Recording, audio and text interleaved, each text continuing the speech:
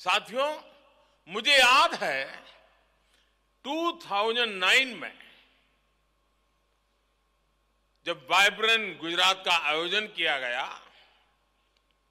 तब पूरी दुनिया में मंदी का माहौल था, मंदी की चपेट में दुनिया थी और सबने मुझे बताया, हमारे अफसर भी मुझे बता रहे थे कि साहब इस बार वाइब्रेंट गुजरात स्थगित कर दीजिए, ये फ्लॉप हो जाएगा, कोई नहीं आएगा। लेकिन मैंने उस समय भी कहा, जी नहीं, ये रुकेगा नहीं, ये होगा। अगर विफल हुआ तो आलोचना होगी और क्या होगा, लेकिन आदत छूटनी नहीं चाहिए।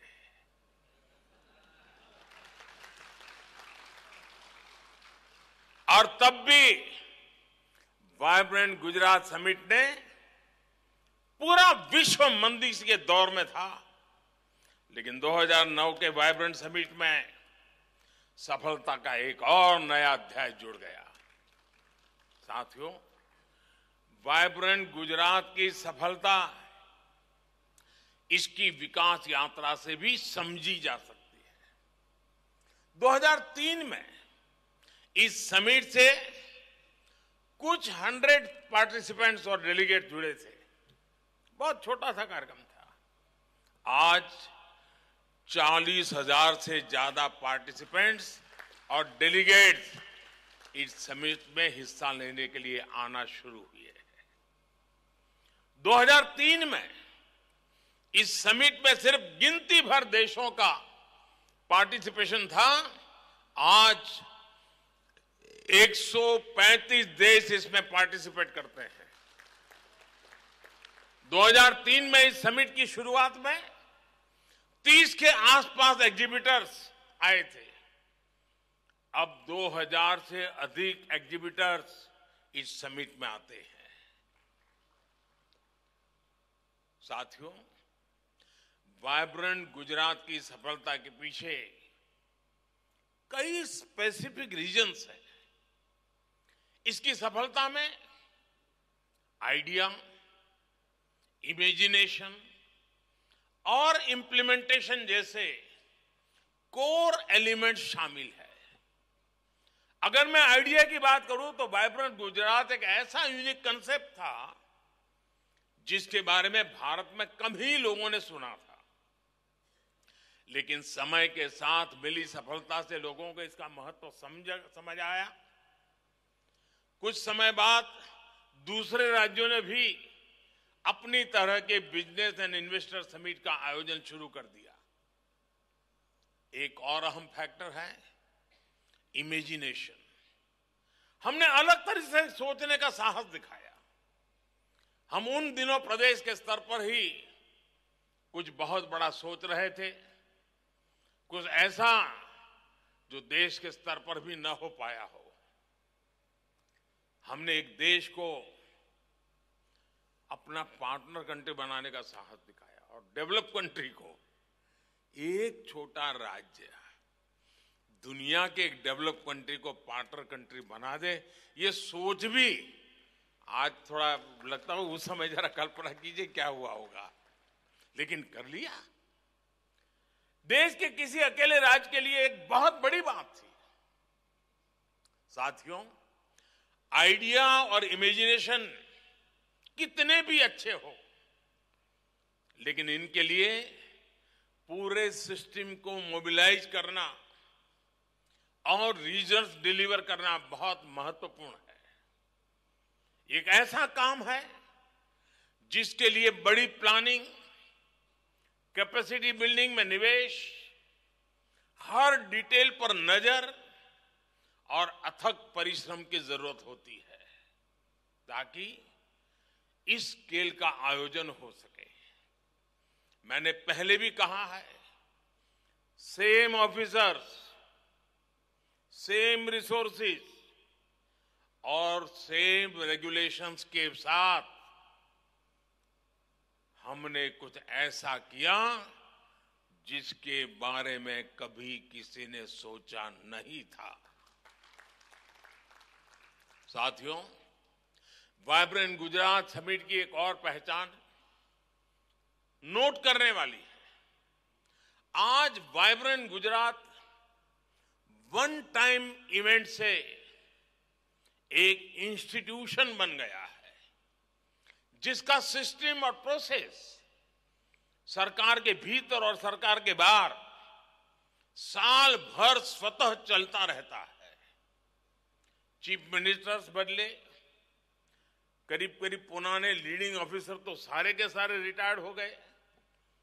जो 2001 में पहली बार गुजरात आए होंगे ऐसे अफसर आज गुजरात संभाल रहे हैं, सीनियर हो गए हैं।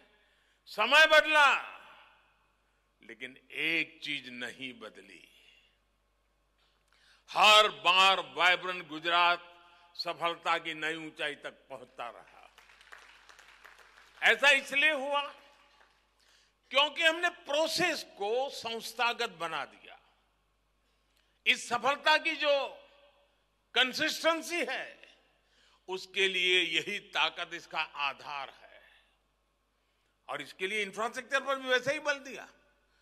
कहां कभी टागोर हॉल में कार्यक्रम होता था, फिर कभी यहां साइंस सिटी में ही तंबू लगा करके कार्यक्रम किया था, और आज महात्मा मंदिर बन गया। साथियों, जिस भावना के साथ हमने वाइब्रेंट गुजरात समिट को आगे बढ़ाया, वैसा आमतौर पर हमारे देश में बहुत कम देखने को मिलता है। हम ये समिट करते थे तो गुजरात में, लेकिन हम इसके जरिए हर राज्य को लाभ पहुंचाना चाहते थे। बहुत कम लोग हैं जो हमारी सोच को आज भी समझ पाए हो। वो अपने एक दायरे में सिकुड़ करके बैठे हुए हैं। एक गुजरात का मुख्यमंत्री उस समय देश के मुख्यमंत्रियों को आग्रह करता था कि समिट हो रही है, आप भी अपना झंडा गाड़िए, आप भी अपना स्टॉल लगाइए, आप भी सेमिनार कीजिए। वाइब्रेंट गुजरात समिट में दूसरे राज्यों को भी शामिल होने के लिए अवसर दिया जाता था। हमने राज्यों को इनवाइट किया था, आप भी आइए, अपनी शक्ति इसमें लगाइए, फायदा उठाइए। हमने स्टेट सेमिनार का आयोजन किया, जिसमें कई राज्य आते थे। और वाइब्रेंट समिट के दरमियान कहीं पर उड़ीसा का समिट चल रहा है, कहीं तेलुगु समिट चल रहा है, कहीं पर हरियाणा जम्मू कश्मीर का समिट चल रहा है। इसके अलावा गुजरात में आयुर्वेद का एक पूरे देश का समिट, प्रोग्रेसिव फार्मर्स का एक बहुत बड़ा summit, all India lawyer summit, ऐसे भांति भांति के वर्टिकल्स, इसका भी ताना बाना हम लगातार बनाते जाते थे। हम गुजरात का विकास भी नेशनल विजन के तहत कर रहे थे। साथियों, 20वीं शताब्दी में हमारा गुजरात, हमारी पहचान क्या थी? हम एक ट्रेडर स्टेट के रूप में जाने जाते थे। एक जगह से लेते थे, दूसरी जगह पे देते थे, बीच में जो भी दलाली मिले उससे गुजारा करते थे। ये हमारी छवि थी। लेकिन 20वीं सदी की उस छवि को छोड़ करके 21वीं सदी में गुजरात ट्रेड के साथ एक एग्रीकल्चर पावर हाउस बना, एक फाइनेंशियल हब बना और एक इंडस्ट्रियल और मैन्युफैक्चरिंग इकोसिस्टम के रूप में उसकी एक नई पहचान बन गई। इसके अलावा गुजरात की ट्रेड बेस्ड रेपुटेशन भी काफी मजबूत हुई। इन सभी के पीछे वाइब्रेंट गुजरात जैसे आयोजनों की सफलता है, जो आइडिया, इनोवेशन और इंडस्ट्रीज के इंक्यूबेटर की तरह काम कर रहा है। हमारे पास पिछले 20 वर्षों के हजारों सक्सेस स्टोरीज और केस स्टडीज है। इफेक्टिव पॉलिसी मेकिंग और एफिशिएंट प्रोजेक्ट इंप्लीमेंटेशन से यह संभव हो सकता है। टेक्सटाइल और एपरल इंडस्ट्रीज के इन्वेस्टमेंट और एम्प्लॉयमेंट अभूतपूर्व बढ़ोतरी हुई है।